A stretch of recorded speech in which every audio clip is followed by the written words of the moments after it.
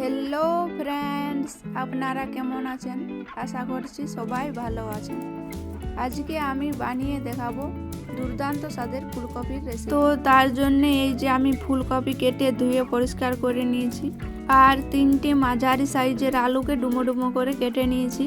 এরপর কড়াইতে 3 টেবিল চামচ তেল গরম করে দিয়ে দিলাম সামান্য পরিমাণে হলুদ গুঁড়ো।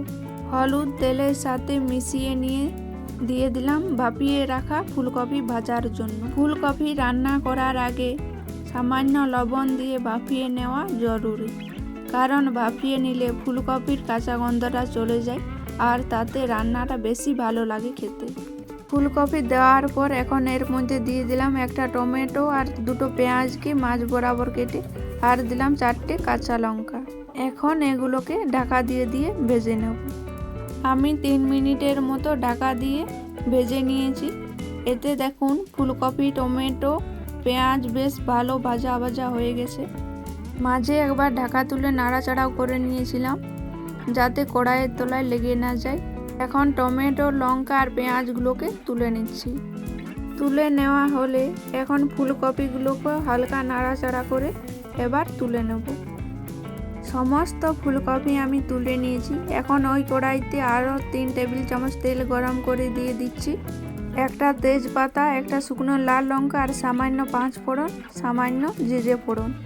ফোড়ন থেকে সুন্দর একটা গন্ধ ছাড়লে এর মধ্যে দিয়ে দিচ্ছি ডুমো ডুমো করে কেটে ধুয়ে রাখা আলু ভাজার জন্য। সামান্য লবণ, হলুদ গুঁড়ো দিয়ে দিলাম।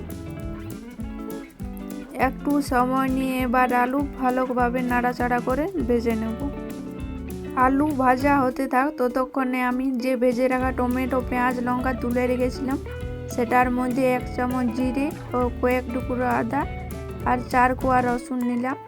এখন এগুলোকে বেটে নেব। মশলা তৈরি করতে করতে এইদিকে দেখুন আলু কত সুন্দর ভাজা ভাজা হয়ে গেছে। এখন এর মধ্যে দিয়ে দিচ্ছি তৈরি করে নেওয়া বাটা মশলাটা, আর মশলার বাটি ধুয়ে সামান্য জলও দিয়ে দিলাম, আর দিচ্ছি পরিমাণ মতো হলুদ গুঁড়ো, স্বাদ মতো লবণ। ফুলকপি ভাপিয়ে নেওয়ার সময় আর আলু ভাজার সময় কিছুটা হলেও লবণ দিয়েছিলাম, সে কথা মাথায় রেখেই লবণটা দিতে হবে। মিনিট 2 সময় নিয়ে আমি আলু মশলার সাথে বেশ ভালো করে কষে নিয়েছি। এখন এর মধ্যে দিয়ে দিচ্ছি ভেজে রাখা ফুলকপি। মশলার সাথে ফুলকপি ভালো করে নাড়াচাড়া করে মিশিয়ে নিচ্ছি যাতে মশলার সমস্ত ফ্লেভার আলু ফুলকপির মধ্যে চলে আসে। কষানো হলে এখন এর মধ্যে দিয়ে দিচ্ছি পরিমাণ মতো গরম জল। সব কিছু মিশিয়ে নিয়ে এখন ঢাকা দিয়ে রান্না করে নেব। মিনিট 5 মতো আমি ঢাকা দিয়ে রান্না করে নিয়েছি। এতে দেখুন ফুলকপি আর আলু খুব সুন্দরভাবে সুসেদ্ধ হয়ে গেছে। রান্নাটা আমার প্রায় কমপ্লিট হয়েই এসেছে।